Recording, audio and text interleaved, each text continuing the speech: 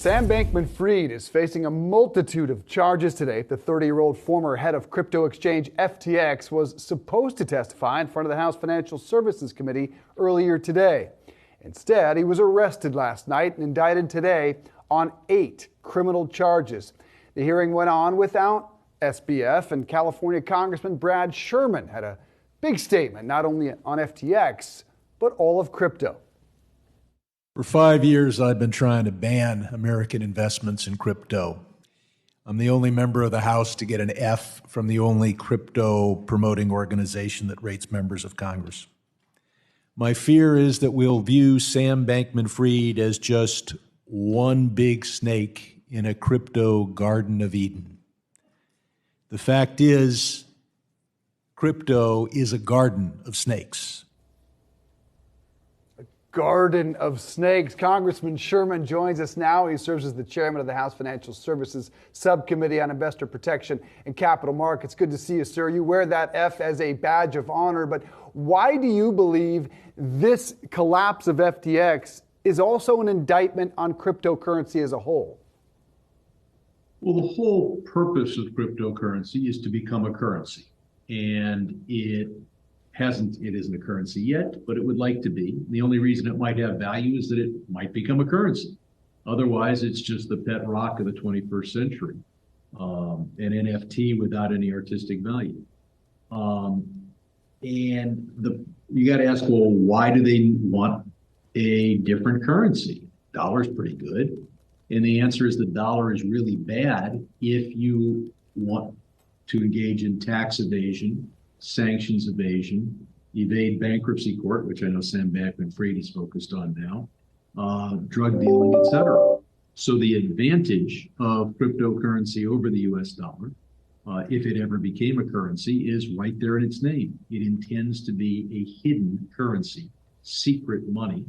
And so when you invest in something, the whole purpose of which is to evade the laws of the United States, or to create a tool that will help others evade the law of the United States. You shouldn't be surprised if you meet people who like to evade the laws of the United States.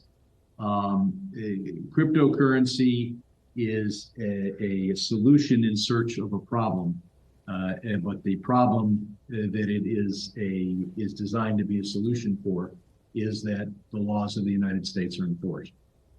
So, Congressman, if all of crypto is junk, is the idea of decentralized finance then also junk? And then I guess what is your message to those Americans who are big believers in this? Because if you take a look at the price of Bitcoin, it's actually come back quite a bit and just below 18,000 today. So there clearly are a lot of people who do believe in this. Well, they believe that they can buy it at 16 and sell it at 17.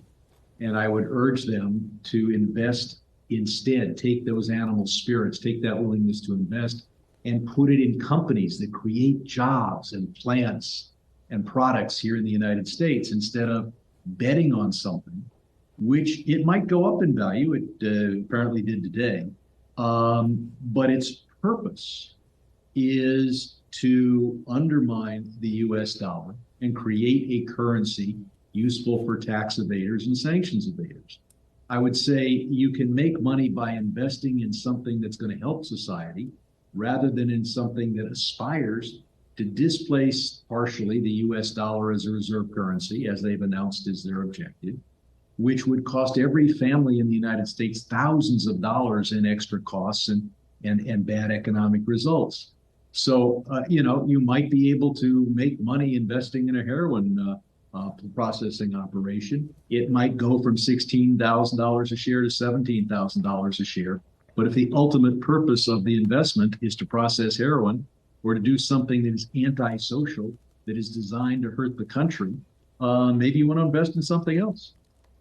Congressman, do you think that the SEC maybe dropped the ball here in trying to regulate FTX's U.S. operations, or is it something that they can't even look into because it's so opaque?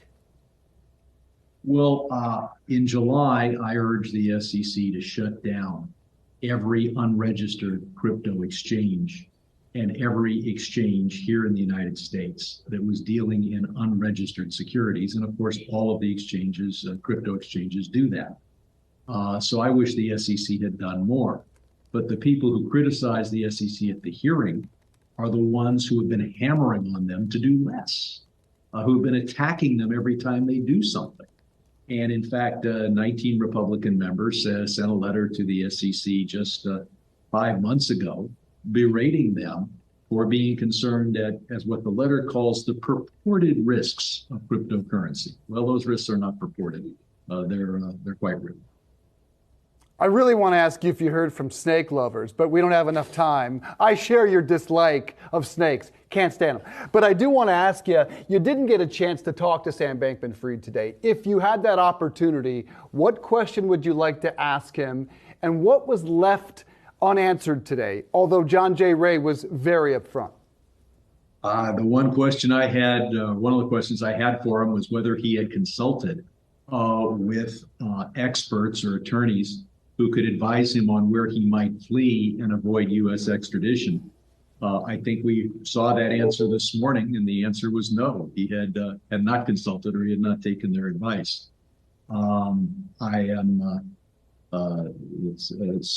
the other question I was going to ask him is that he, in an interview we did in November, said that he gave tens of millions of dollars to dark money Republican operations, and of course he's also gave openly to some Democratic operations, usually against friends of mine in primaries. And I would have asked him to identify which dark money Republican operations he gave to, because the Democratic operations that he gave to are all a matter of public record. Does Congress have a lot of looking in the mirror to do, given that he appeared to buy an awful lot of influence there on Capitol Hill? We've got a flawed system of government where members of Congress seek campaign contributions and deal with lobbyists. And there's no PAC here in Washington on the other side. There's not a PAC here that is dedicated to making sure that our tax laws can be enforced. There's not a lobbyist paid by any organization that's trying to make sure that the U.S. dollar remains the preeminent world currency and reserve currency. So we do not have a perfect system of government. We have a system of government where people are raising money for political campaigns. And sometimes that's counterbalanced because you have people on both sides with lobbyists and PACs. But in this case, all the money, all the power, all the lobbyists are the crypto billionaire bros that literally make money by making money. So, Congressman, you want regulation. You just don't. You want a specific type of regulation. I know you've been extremely critical of those on the other side of the aisle that have been critical of the SEC and the potential role in regulation. If you could design it, what do you want? And how confident are you that we are going to get regulation in a very timely manner?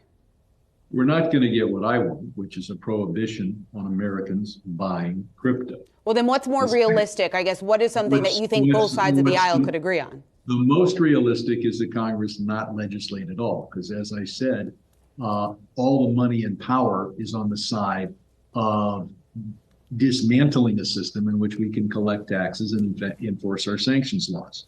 The SEC has most of the authority it needs under present statute. And were we to try to pass a statute, it's more likely that we would make it worse, that we would reduce regulation. Keep in mind, Sam Bankman-Fried was here often in his shorts, lobbying, passing out money for the purpose of getting the SEC completely out of crypto.